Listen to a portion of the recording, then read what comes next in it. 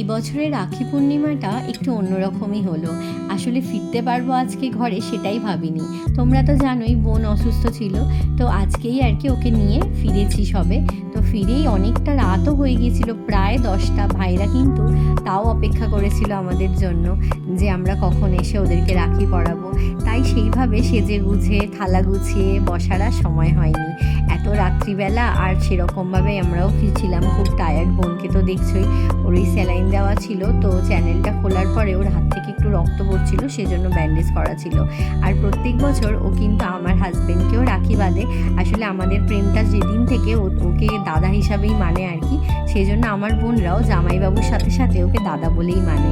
এই বছরে আমার এটা হচ্ছে আরেকটা কাকুর মেয়ে, ও শান্তনু মানে আমার বোনের হাজব্যান্ডকেও রাখি পরালো এই বছরেই আর কি, ওকে প্রথম রাখি পরালো। তারপরে এই যে ওদের গিফট দেওয়ার পালা, আমি তো দেখছিলাম শুধু, আমি তো আর এদেরকে রাখি পরাতে পারি না, তো আমি সাক্ষী ছিলাম আর কি।